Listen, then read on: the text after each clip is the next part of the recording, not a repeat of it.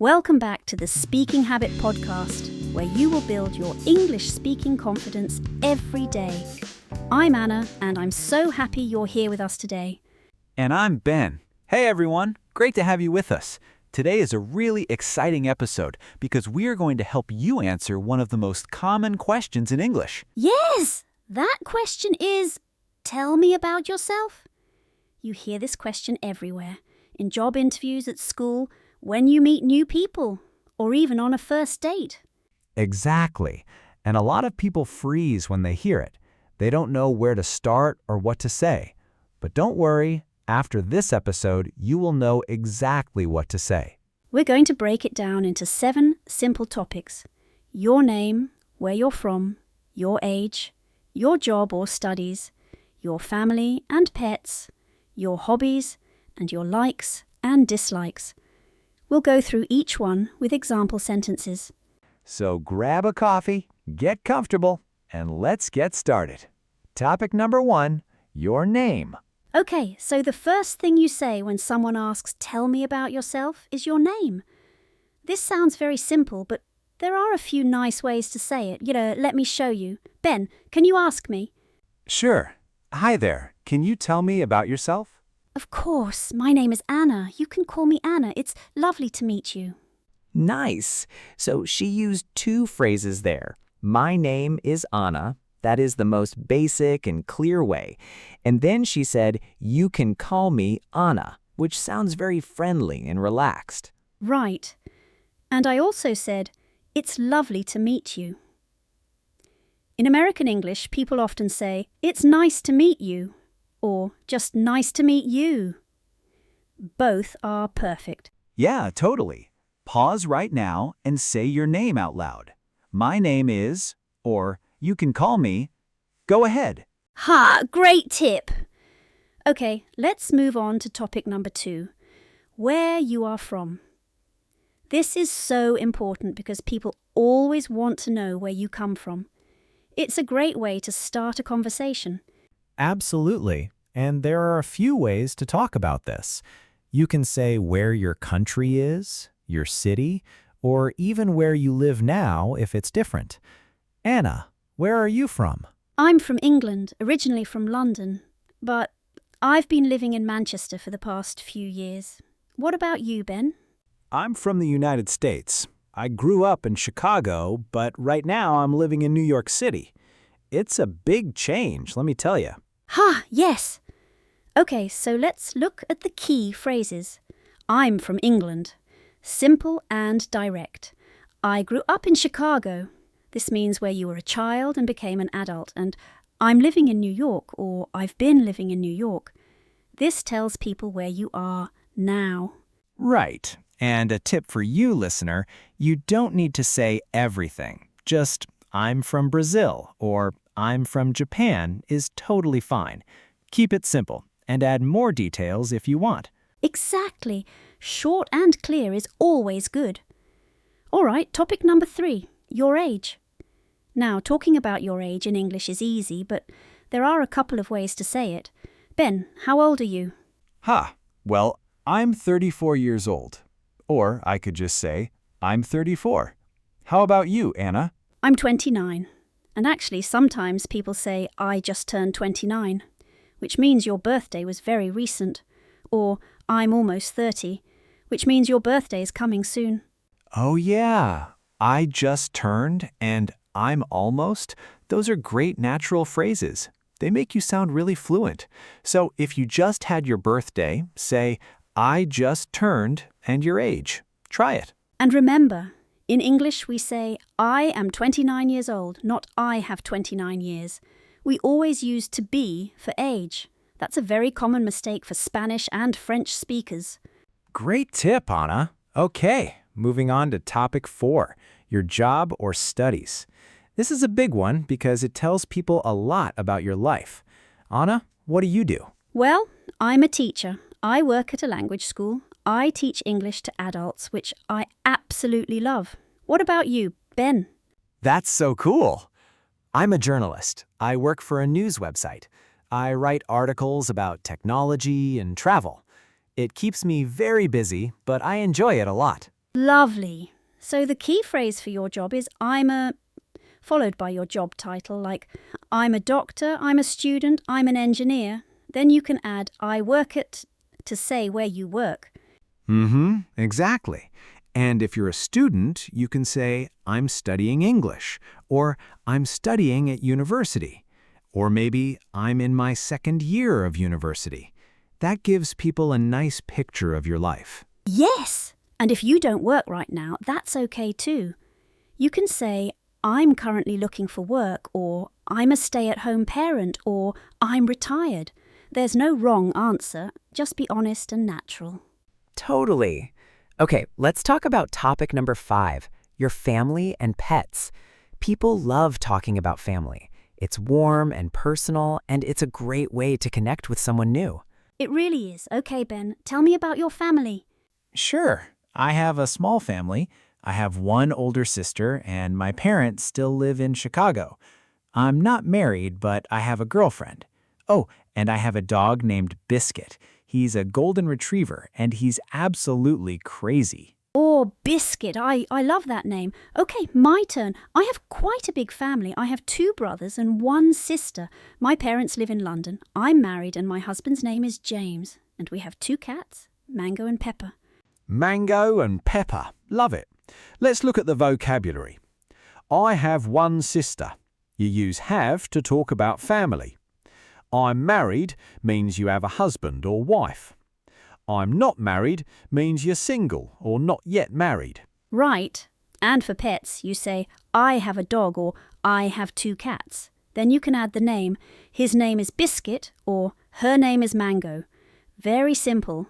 And if you have no pets, just say, I don't have any pets, but I'd love one someday. That's a lovely, natural thing to say. Yeah. Okay, we're halfway through our 7 topics. You're doing great, listener. Let's keep going. Topic 6, your hobbies. What do you do in your free time? This is always a fun one. It really is. Hobbies tell people what you're passionate about. Let's demonstrate. Ben, what do you like to do in your free time? Oh, great question. In my free time, I love going to the gym. I also enjoy cooking, especially trying new recipes from different countries. And on weekends, I like to go hiking when the weather is good. What about you? I really enjoy reading. I read a lot of fiction, stories and novels. I also love yoga.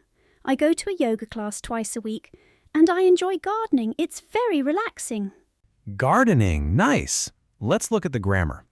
I love, I enjoy, and I like all mean similar things but with different intensity. I love is the strongest, and I like is a little softer. Yes! And after I love, I enjoy, and I like, we use the verb with ing. So it's I love reading, not I love read. I enjoy cooking, not I enjoy cook. This is a very important grammar rule. Right. So, what is your hobby? Pause the episode right now and say it in English. In my free time, I love or I enjoy. Go on, say it out loud. Speaking practice is the best practice. Wonderful. Okay, and now for our 7th and final topic, likes and dislikes. This is when you talk about the things you love and the things you don't enjoy so much. It makes your answer much more interesting and personal. Yeah, this is where you really show your personality. Anna, let me ask you, what do you like and dislike? Okay, I really love the countryside. I love fresh air and green spaces. I'm also a big fan of Italian food, pasta, pizza, all of it. On the other hand, I'm not a big fan of cold weather. And I don't really like crowded places. They make me feel a little stressed. I feel you on the crowded places. For me, I'm a big fan of music. All kinds of music. I love jazz especially. I also love action movies. But honestly, I'm not a fan of early mornings. I am definitely a night person. Ha! Me too, honestly. Okay, so let's look at the key phrases for likes and dislikes. For things you like, you can say I love, I'm a big fan of, or I really enjoy. For things you don't like, you can say I don't really like, I'm not a big fan of, or I'm not keen on. That's a very British phrase. Oh yeah, I'm not keen on. Very British. You might also hear, I can't stand. It means you really, really don't like something. Like, I can't stand heavy traffic. Very natural. Exactly, a really good tip. Try to give a reason for your likes and dislikes. Don't just say, I like music. Say, I like music because it helps me relax. Adding a reason makes you sound so much more fluent and natural. Such a good point. Just add because and a short reason, and your English immediately sounds more advanced. Listener, try it. Think of one thing you like. Add because and say it out loud. All right, so let's put it all together. We've covered 7 topics. Your name, where you're from, your age, your job or studies, your family and pets, your hobbies, and your likes and dislikes. Let me give you a full example answer now so you can hear how it all sounds together. My name is Anna. You can call me Anna. I'm from London, England, but I've been living in Manchester for a few years now. I'm 29 years old. I work as an English teacher at a language school, which I love. I'm married and I have 2 cats called Mango and Pepper. In my free time, I enjoy reading, doing yoga and gardening. I'm a big fan of Italian food and I love spending time in the countryside. I'm not really keen on cold weather, but overall I'm a very positive and happy person. That was perfect. Did you notice how smooth and natural that sounded? And now here is my version. My name is Ben. I'm from Chicago in the United States, but I'm currently living in New York City. I'm 34 years old. I'm a journalist, and I write about technology and travel. I'm not married, but I have a wonderful girlfriend and a golden retriever named Biscuit. In my free time, I love going to the gym, cooking, and hiking. I'm a huge fan of jazz music and action movies. I don't really like early mornings, but once I have my coffee, I'm good to go. The coffee. Very important. Okay, so now listener, it's your turn. We want you to try to write your own answer to tell me about yourself using the 7 topics we covered today. Use the phrases we taught you and make it your own. Yes, and here is a challenge. Practice saying it out loud. Stand in front of a mirror or record yourself on your phone. The more you say it, the more natural it will feel. That is the #1 secret to speaking English with confidence. Absolutely. And remember, you don't need to be perfect. You just need to communicate. Even if you make a small grammar mistake, people will still understand you. Confidence is more important than perfection. 100%. We say that all the time on this podcast, and we really mean it. Every great English speaker started exactly where you are right now. Keep going, keep listening, keep practicing. All right, that brings us to the end of today's episode. Thank you so much for listening. We really appreciate every single one of you. Yes, thank you so much. We hope you enjoyed this episode, and we really hope to see you in the next one. We have so many more great topics coming up for you. If you enjoyed this episode, please give it a like. We post new content regularly, every episode designed to help you build your English step by step. And here's something really special. Subscribe and leave a comment saying, I subscribed, and we will personally reply to your comment. Subscribing to our channel means you will never miss an episode. All right, everyone, that is all for today. Keep practicing, keep speaking, and remember, every day is a new chance to get better. We believe in you. Take care, everyone. Goodbye for now, and we'll see you in the next episode. Bye-bye. See you next time. Bye.